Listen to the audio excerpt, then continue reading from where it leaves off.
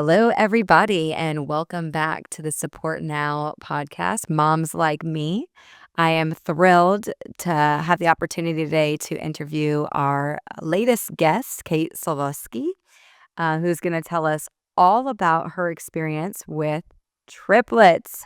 Yes. And I don't think I can say the name triplets without having a palpable feeling in my heart of what that must be like. I have 3 children, 6 and under, and 3 at the same time just sounds so incredibly daunting. But today's episode will be packed with her journey with 3 babies in the NICU and what Mhm. that experience was like, but also telling the story of support beyond the NICU and what it's like now that she is raising 3 toddlers. So first of all, Kate, thank you so much. Thank you for having me. I'm so excited to be here and be a part of this community, share our story. Hopefully, some other moms can relate. Absolutely. So I think let's start with, let's assume people don't follow you on Instagram, which again we Mhm. will link at the bottom here. But I'd love for you to tell a little bit more of your story. Sure. So in November of 2021, I found out that I was pregnant. My husband and I had been married for a very short 4 months at that time, but we were excited to start our family. And then around the time that I was 9 weeks pregnant, we found out that we were expecting something called monochorionic triamniotic triplets, which is a very high risk case of triplets, meaning that our 3 babies were sharing one placenta.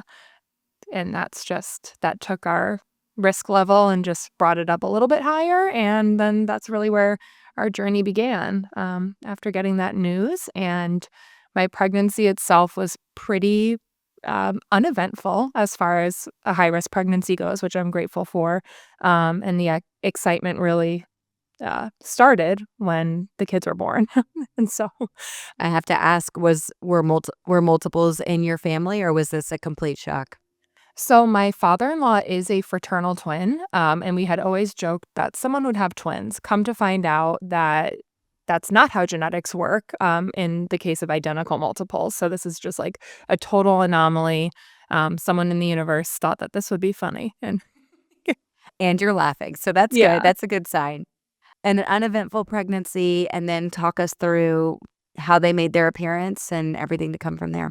Yeah, so I was going for biweekly appointments, so they were watching me and the babies very closely all throughout my pregnancy, and I had gone for an NST or a non-stress test, to see how the babies were doing, and at that point, I was 32 weeks pregnant exactly, and they said, "You're having contractions." I said, "No, I'm not. I'm uncomfortable all the time." And they said, "No, you're having contractions. We need to admit you." And so they admitted me to the hospital, and very quickly the ball got rolling on, the NICU team getting involved, the maternal fetal medicine team getting, like, even more involved in my case than they were prior. And kind of like the whole hospital was on high alert for when these babies were coming. And 3 days later, at 32 weeks and 3 days, someone's water broke and they decided to deliver. And so, the plan all along was to have a C-section. I was, aware that that was going to be the route that we were taking. It was just safest for babies and safest for me. And our boys were born via C-section within 60 seconds of each other. They all came out, breathing. They needed support, of course. They were, their lungs were very premature. And at that time, my situation got very scary and I began hemorrhaging in the OR. And so I hemorrhaged in the OR. They were able to get it under control. But then when they took me to the high risk room across from the operating room, then it kicked in again. I began hemorrhaging again and I lost 4.5 liters of blood in total. So it was a Wow. very scary experience, for myself and for my husband. And it was like a whirlwind of chaos of just like a lot is happening with me. We also just welcomed 3 babies into the world who were just immediately whisked away to the NICU. And so, like I said, that's kind of when things escalated for our situation. Did you know what was happening? I have heard from others that have experienced similar trauma of hemorrhaging that they didn't really even realize what was happening? Were you being communicated to? In the OR, it's so for me, it's, like, very much like an out-of-body experience. There was so much happening and so much going on that I remember bits and pieces of it. I remember, the kinda chaos in that postpartum room, but when I was in the OR, I really didn't know what was going on, and I kind of attribute that to these doctors are professionals, and they knew what they were doing, and it didn't feel like this, like, panicked, heightened moment. Maybe it was on the other side of the curtain, but not to my knowledge. My husband was aware of what was going on because he could, like, visually see that there was a lot of blood, and he could see the movement in a way that I couldn't. And again, they're pumping me full of all these fun different things and drugs to keep me alive. Yeah. And so it's definitely something that I've spent a lot of time, in therapy and you're just talking through and working through like my own birth and my own birth trauma and trying to like piece together my story for myself. Do you mind talking a little bit more about that though, and Yeah. why that's been so challenging for you? Yeah, I think a lot of it for me is, and I'm just gonna kinda generalize here, is that we're kind of told our whole lives as women, you're gonna get pregnant and it's gonna you're gonna come home from the hospital with your baby and you're gonna have a vaginal delivery, even if it's a C-section, so routine and standard, nothing to be worried about.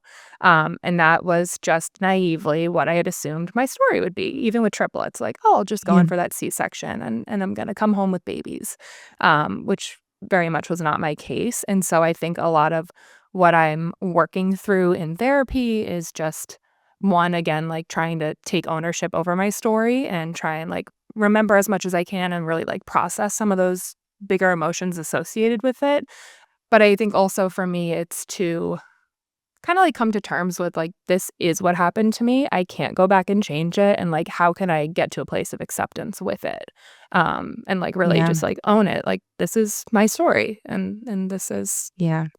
how it went. Birth is such a traumatic experience, and it's nothing like you're told it will feel like, and to some extent, it's so different depending on, the circumstance.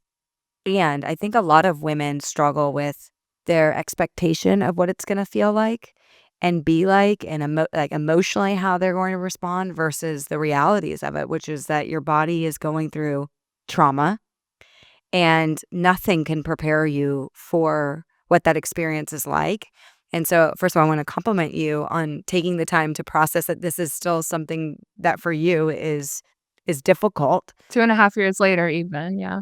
Right, and even as moms, we tend to think, "Well, I've gotta move on. I've gotta move on, and I need to be there for my kids, and I can put myself last as it relates to this, or I'll get over it." And so, good for you to say, "No, actually, I need to spend a little more time here," because we live in such a rush culture where we're just rushing along to the next thing, and I do think that that tends to kind of come back up in a lot of different ways.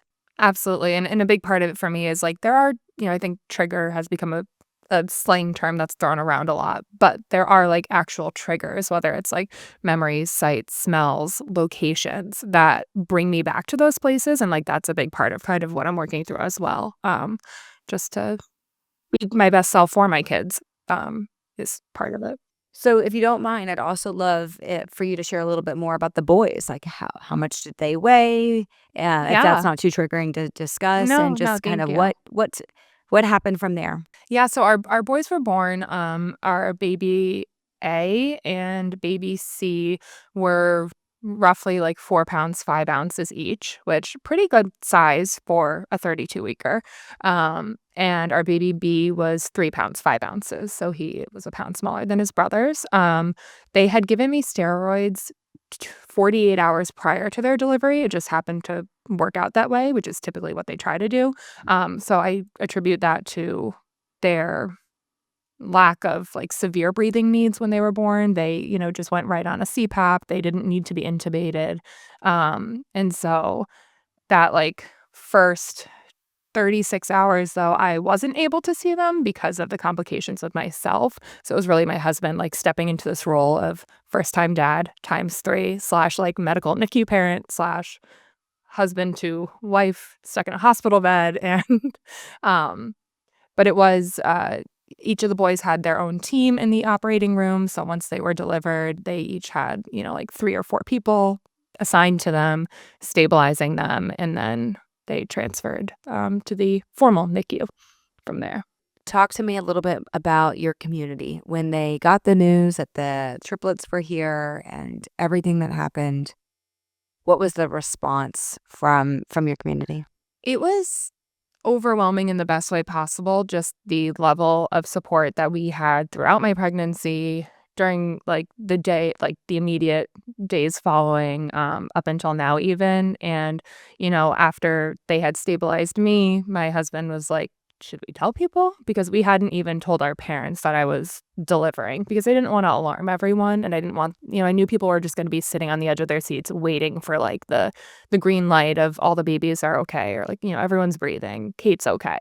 And so we made the decision together to wait until they were delivered, and we just kind of immediately or heated, notifying everyone and just kind of, like, giving as many updates as he could, and, my dad happened to be in New York City. We delivered at Columbia in, New York City, and my dad was in town, and he just, like, came up to the hospital, and it was, one of those things that you see in the movies where, like, the dad is just like, "I just had babies, but, like, I'm my dad's baby," and he, like, really that paternal role, of supporting me and supporting Pete, and the following day, my mom made it up, and I still wasn't able to meet my children. I was stuck in the hospital bed, and so my mom actually got to meet my kids before I did, and she didn't like that at first. She was very against it, and I just said to her, I was like, "Listen, if I can't be there, I want you to be there. Like, be there for Pete, be there for the kids.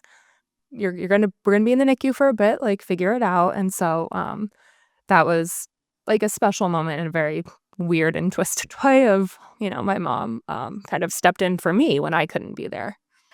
What a kind of like a beautiful turn in some ways. I know it's not the way, again, you designed it in any way, and I'm sure what a complicated place for your mom to be, to, like, want to do right by you and, like, trusting you that that was actually what you wanted, because you had to be very honest with her.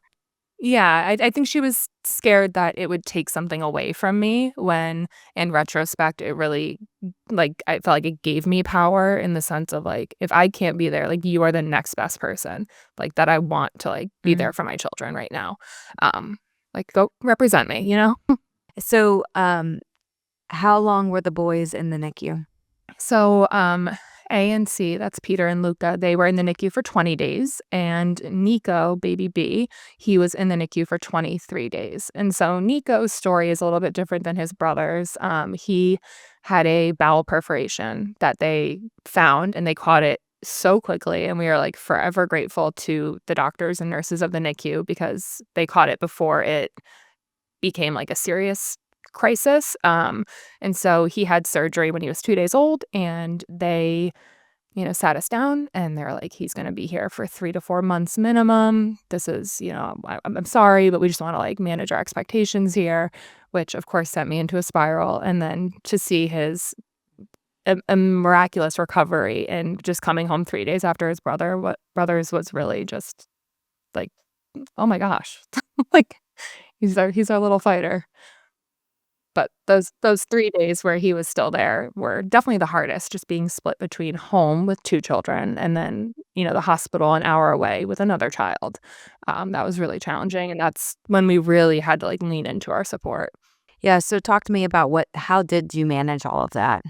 Yeah, I think I said this to you in a few of our conversations. I wish SupportNow was there.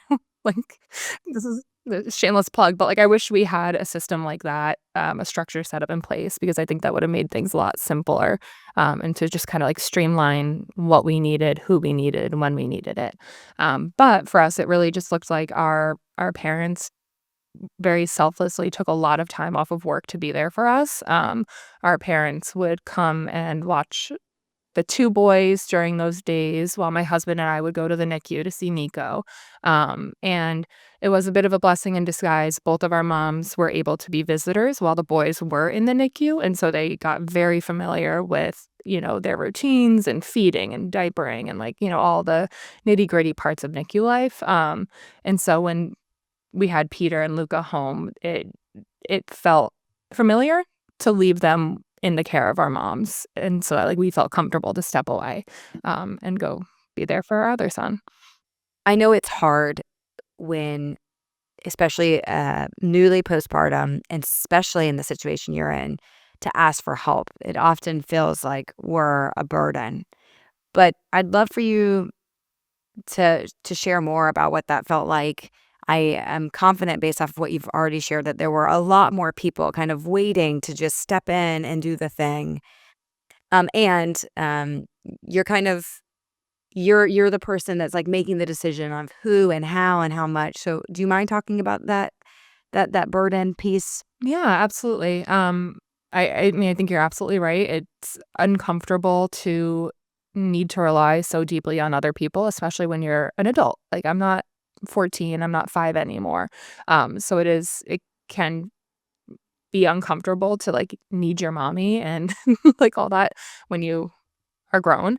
And so for me, I think I just really had to come to a place of acceptance of, like, I need help. Like, I had to be honest with myself. I had to, like, put my ego aside and everything and just say, like, I need support. I need people. And whether that is, like, the actual support of people in my home helping with my children, or if that's somebody driving me to the hospital or somebody doing our dishes, like, whatever it was, just kind of, like, being humble in those moments of, we have this village, we have these people that are willing to support us, and I just need to let them.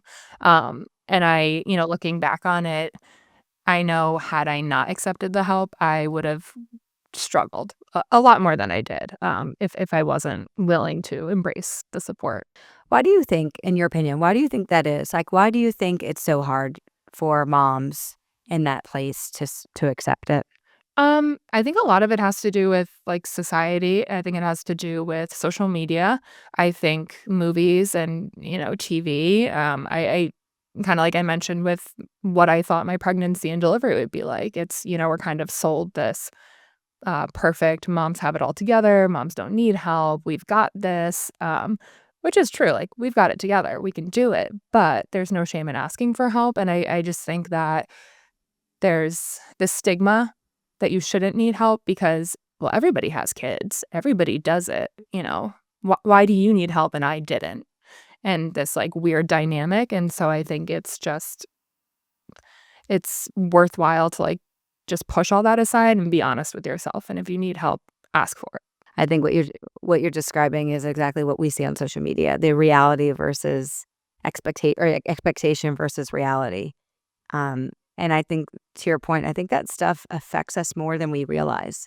Even as millennials, where we know that it's affecting us. We're consciously aware that seeing examples of motherhood and parenting and birth and all those things, when you're seeing that through this lens or this filter of everything's great, that's not true, and yet it still seeps into your consciousness that, well, if they're able to do it, why am I not able to do it? Or they seem to be enjoying it more.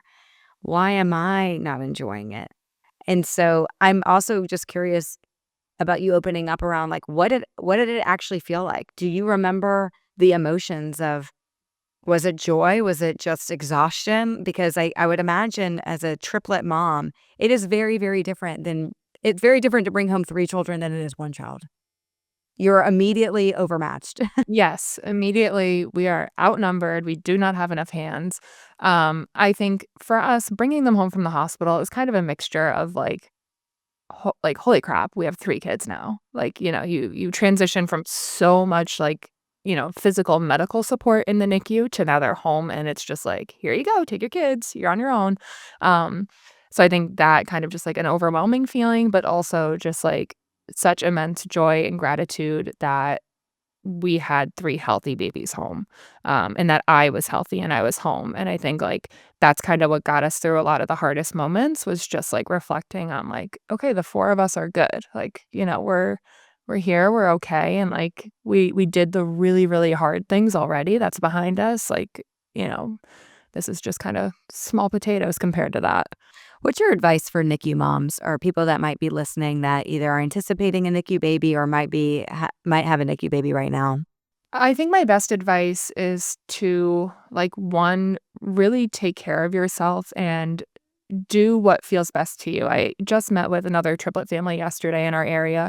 Their babies are in the NICU currently, and they are going for only 2 care times of the day. So they're going in the morning and they're going in the evening, and they're using the bulk of their day to continue to keep some normalcy in their lives, and I love that. I was the polar opposite. I think I just had so much anxiety that, I was there every single day, all day long, from, like, 8 a.m. to 8 p.m.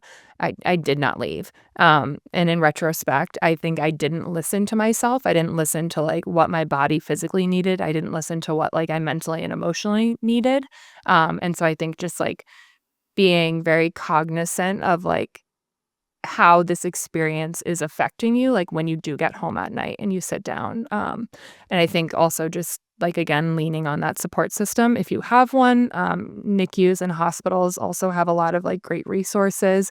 We were set up with a foundation that provided us with, money towards gas, paid parking at the hospital, so we didn't have to pay during the boys' stay, meal vouchers, like, gift cards, things like that. And just to kinda, like, take some of that, like, everyday financial burden off of a family, It wasn't paying our hospital bills, but it was, like, something that, like, had just helped us feel a little bit better. Yeah, and can you talk a little bit about the hospital bills? Because I think that's the other thing that people don't really understand. Yeah, it's scary because you're in this situation where it's like, I have to be in the hospital. My babies have to be in the like, these are not elective measures that we are taking. Um, and so I think for us, you're not really thinking about it in the moment, or at least we weren't in our situation. We were just trying to, like, live, get by day to day, but, the boys come home, the bills start rolling in, and you're just kind of it's like a gut punch of, "Oh my gosh, this is insane how expensive this can be." And, again, comes in that gratitude of grateful to have, a job and grateful to have good insurance and, that helps, but also really thinking about the families that are not in the position that we were in, with those systems set up in place, and it's very easy to see how you can go bankrupt having 1 baby. Like, it's insane. Yeah. Our bills were well over $2 million, um, or what they had Wow. billed insurance, yeah. And that was just for, like, Wow. the second I walked into the hospital to the second Nico left the hospital, so, like, a month is how much they billed. Don't you think that's the other one of the other things people don't talk about is just the expense of being in the hospital? I know for me, I was completely naive to the fact that we were gonna be getting that high of a bill. Again, to your point, even if obviously insurance is gonna cover a piece of it, but just seeing the sheer cost of it all was really stunning. Yeah. It's jarring, it's just wild to see, and then, again, taking into consideration, like, those bills we got didn't include any of my prenatal care, you know, doesn't include any of what's happening with my kids after they come home from the hospital, like, medical expenses and things like that, and so, yeah, it's rough. Woo, $2 million. I know. And that was the first time you realized triplets were expensive. I, crunched the numbers, and we went through roughly 8,700 diapers their first year. Wow. If you are expecting multiples, this is my plug for you to do a diaper raffle at your baby shower. Brilliant idea, brilliant idea. So speaking of the boys, and as we wrap up, I'm so curious to know, what does support look like today? I think, again, we live in a culture that tends to just rush at the point of diagnosis or trauma, and if someone's in the hospital, we wanna do everything, but really once families tend to get home and settle in, communities tend to begin to regress in terms of thinking, well, they're home, they're settling in, they don't need support or they don't want support. So I would love to learn, even from someone that knows has friends with multiples. What are some of the best ways that you can continue to show up even if the health of the babies themselves is fine. Right. But clearly you've got a lot of stress. You Yes. have Yeah. 3 toddlers, you have 3 three-year-olds. So what are some of the best ways that people can support you and your husband? I think it's really a spectrum. So it can be something as simple as like a text of like, "Hey, thinking of you," or like, "Hey, saw that cute picture of your kids," or whatever, or "How are things going?" That's very much on like the lower end of support, low lift side of the spectrum. All the way up to, after we had our boys, we decided to relocate to be closer to family. And that was a choice that, my husband and I made together, along with the family in the area. And so now our support system, proximity wise, has shifted significantly. And so now support looks like, my parents helping me with school drop off or pick up, helping me go to doctor's appointments. I'm the stay at home parent. My husband works a full time, like formal job. And so just having people in our area that can, so and so is sick. Like, can you come watch the other two while I go to the doctor's? Things like that. Hey, I'll bring dinner over tonight. Um, that, like, physical in-person support is invaluable. Like, I don't even know what we would do without it. And then again, like, the middle of the spectrum would just be, like, just show up for your friends that have kids, especially if you don't have children yet, just, like, still showing up for people, still, like, taking an interest in their lives and, like, wanting to be a part of everything, even if it's, like, a 10-minute visit, that feels like support to me also. Yeah. You told me a story earlier that I love, and I'd love for you to share. You talked about how your husband, he works and he sometimes travels. So, but there's still doctor's appointments. So, what you do when you know you can't handle it all, like, do you mind talking about your dad a little bit? Oh, yes, my dad. My dad is, like, the greatest grandfather, but he will come to doctor's appointments with me, and he, will either meet me there or we'll drive together, and he just because, again, we've had consistent support from people like him in our life since the boys came home from the hospital, they just really know our routines and our structure well, and so, he comes to the appointments, and he keeps the kids calm and tame as best as he can while I do what I need to do with the doctors, and it's funny because it's just, like, a very prideful experience for him too. He's like, "These are my grandsons," and, tells everybody they're triplets, and, um, I think it's just nice to, like the support kind of goes wherever we go. People, like, follow us, and, it's definitely something that I don't take for granted. Well, you deserve it, and, I'm so grateful for you telling more of the story. Um, Again, when we talk about the name of this podcast, Moms Like Me, there are a lot of moms like you, and perhaps it's not a triplet mom or even a multiples moms, but a mom like you that had to go through some trauma and where their reality didn't match their expectations, and so I'm so grateful for you just to being willing to talk about it because as you know, I'm a firm believer that the more we talk about it, the more we can normalize all the ways that we can show up for women and moms just like you. So thank Absolutely. you so much. I'd love for you to share where people can follow you. Oh, sure. You can find me on Instagram, TikTok, Facebook. It's just Moretoloveski, which is just a play on our last name, Sulovski, like more to love. Ski. Get it? So cute. That's Love us. it. Love Yeah. it. So catchy. So catchy. Kate, thank you again for everything. We appreciate you. And again, if you know somebody that might be pregnant with multiples, or maybe in the early stages of raising babies, this is a wonderful, wonderful person to follow, and certainly a great episode to pass along. So thank you so much, and we'll be back next time. Thank you so much. I appreciate it. Of course.